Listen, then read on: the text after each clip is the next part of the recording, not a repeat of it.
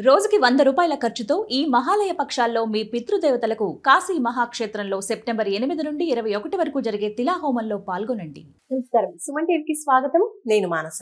ఈ రోజు మనతో పాటు ఉన్నారు ప్రముఖ ఆధ్యాత్మికవేత్త టీకేవి రాఘవన్ గారు. వారితో మాట్లాడదాం. గురుగారు నమస్కారం అండి. నమస్కారం. నిత్యం ప్రయాణం చేస్తూ ఉన్నప్పుడు కావచ్చు, లేదంటే దూర ప్రయాణాలు చేస్తూ ఉన్నప్పుడు కావచ్చు, ఎక్కువగా ఏ దైవాన్ని ఆరాధించుకోవాలి, ఏ స్తోత్రాల్ని పఠించుకుంటే మంచిదంటారు? ఎందుకంటే ఇప్పుడున్నటువంటి పరిస్థితుల్లో ఇంట్లోంచి బయటికి వెళ్ళినటువంటి వ్యక్తులు మళ్ళీ తిరిగి ఇంట్లోకి వచ్చేంత వరకు కూడా ఒక టెన్షన్ ఉంటుంది ఇంట్లో ఉన్న వాళ్ళందరికీ కూడా. కాబట్టి అందరూ బాగుండాలి అంటే ఈ ప్రయాణాల సమయంలో ఏ మంత్రాన్ని ఎక్కువగా పఠించాలంటారు? దీనికి కూడా కొంచెం సమాధానం విచిత్రంగానే చెప్పాలి.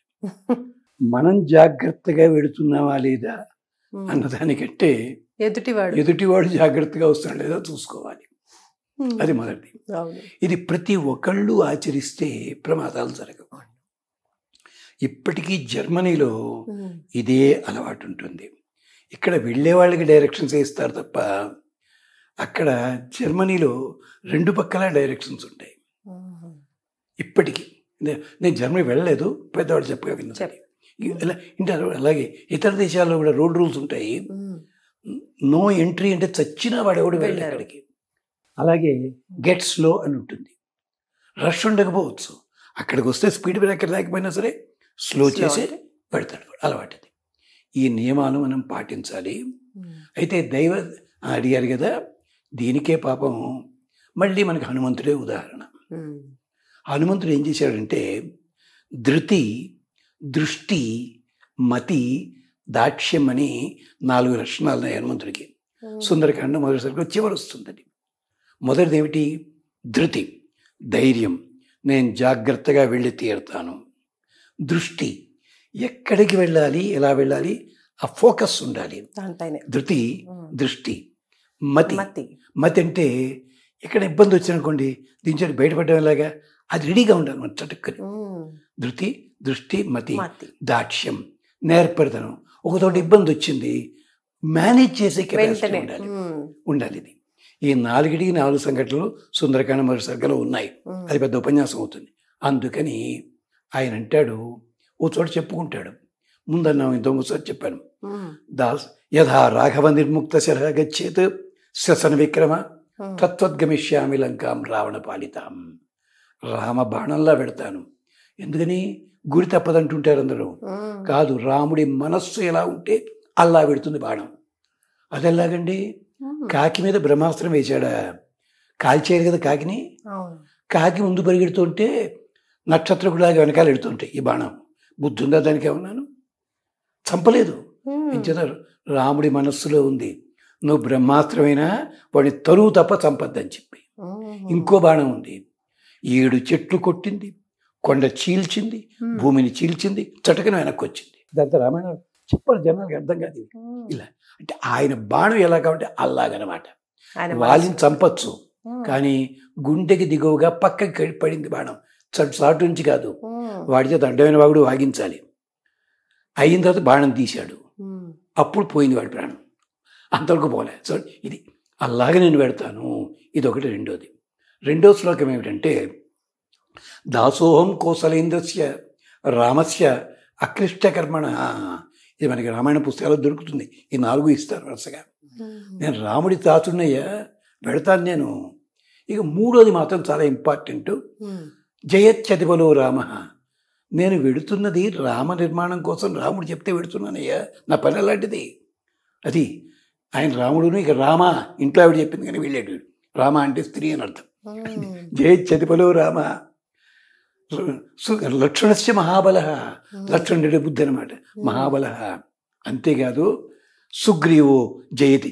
సుగ్రీవ ఆయన కూడా జయత్యతిబలో రామ లక్ష్మణస్య మహాబల సుగ్రీవో సత్యసంకర. ఆ మహానుభావుడు ఆయన. ఈ శ్లోకం కూడా ఉంది. నేను శ్లోకం పూర్తిగా చెప్పట్లే, ఎక్కువైపోతుందని చెప్పి.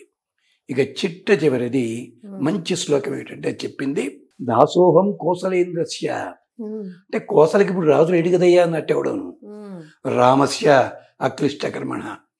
నగరంలో ఉన్న అడవిలో ఉన్న ఆయనే రాజు. దాసోహం కోసలేంద్రస్య రామస్య అక్లిష్టకర్మణ. అంతేకాదు హనుమాన్ శత్రు సైన్యానాం నిహంతాం మారుతాత్మజ, నేను శత్రువు ఉన్నవాడు ఎవడొస్తే వాడు సాగుకొట్టి పారేస్తాను. ఎందుకంటే మొదటిది రాముడికి శిష్యుడు నేను, రెండోది మరుద్దేవత కొడుకు నేను. గాలి ఎలాగైతే ఆగకుండా వెళ్ళిపోతుందో అలా నేను పెడతాను, ఇది వాయువేగంతో పెడతాను నేను. ఇది రెండోది జయచ్చతిబలో రామ, నేనేటి వెళ్తున్నామో జయచ్చతిబలో రామ లక్ష్మణస్య మహాబల, రాముడే గొప్పవాడు. అలాంటి వాడిని సేవిస్తూ కూడా లక్ష్మణుడు అయ్యో నేను చాకరీ చేసి అనుకోలేదు, లక్ష్మణుడు కూడా మహాబలశాలి అలాంటి వాడు. దాసోహం కౌసలేంద్రస్య అని చెప్పి మళ్ళీ జయిత్యతిబలో రామ లక్ష్మణస్య మహాబల, రాజా జయితి సుగ్రీవో రాఘవేణ అవిపాలిత. రాముడు ఉన్నాడు కదా, లక్ష్మణుడు ఉన్నాడు, వాడితో పాటు సుగ్రీవుడు ఉన్నాడు. సుగ్రీవుడు రాముడి తాలూకయ్యా, ఇక ఆయన్ని మించిన వాడెవడు, వీళ్ళందరూ నాతోటున్నారు అది అంటారు. దీనికే అధర్ణ వేదంలో చాలా మంత్రాలు ఉన్నాయి, చాలా విశేషమైంది.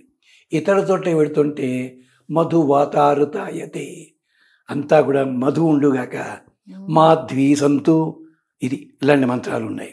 అవన్నీ చదవడం కష్టం అవుతుంది కనుక ఈ 2 శ్లోకాలు చదువుకోండి. లేదో ఇంటికి బయలుదేరే ముందు ఒక్కసారి చెప్పులు కుడి కాలిని ముందు వేసుకోండి, ఎడం కాలిని తర్వాత వేసుకోండి.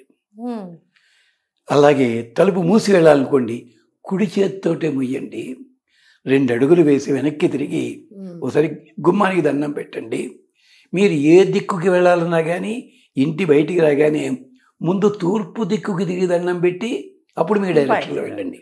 హనుమంతుడు వెళ్ళాల్సింది దక్షిణ దిక్కుకే కదా, మొదటి ఎటు తిరగాలి తెలుసా, సూర్యాయ ప్రాంగుఖం ఉదకృత్వా, ముందు తూర్పు దిగి దండం పెట్టాడు. ఎందుకని, తూర్పుని సూర్యుడు ఉంటాడు, విష్ణు ఉంటాడు, అంతే తప్ప తెలుగులో సామెతలాగా దిక్కు తెలుగు తూర్పు తిరగడం వేళకాలం కాదు, ఇది దేవతలు ఉంటారు. అది విశేషం. ఆ పని చేయండి, ఖచ్చితంగా మంచి పని జరుగుతుంది, క్షేమంగా వెళ్ళి లాభంగా తిరిగి వస్తారు. అది. ధన్యవాదాలు గురుగారు, నమస్కారం. చూసారు కదండి, చక్కగా మనం ఏ ప్రయాణం చేసినా, ఉద్యోగరీత్యా బయటికి వెళ్ళినా లేదంటే తీర్థయాత్రలకు వెళ్ళినా కూడా మన ప్రయాణం సఫలం కావాలి, చక్కగా వెళ్ళి సంతోషంగా మళ్ళీ తిరిగి రావాలి అంటే చక్కగా గురువుగారు చెప్పారు చాలా స్తోత్రాలు. అలా పఠించుకుంటూ వెళ్తే కూడా మంచి జరుగుతుందని తెలియజేస్తున్నారు. చూస్తూనే ఉండండి సుమన్ టీవీ. నమస్కారం.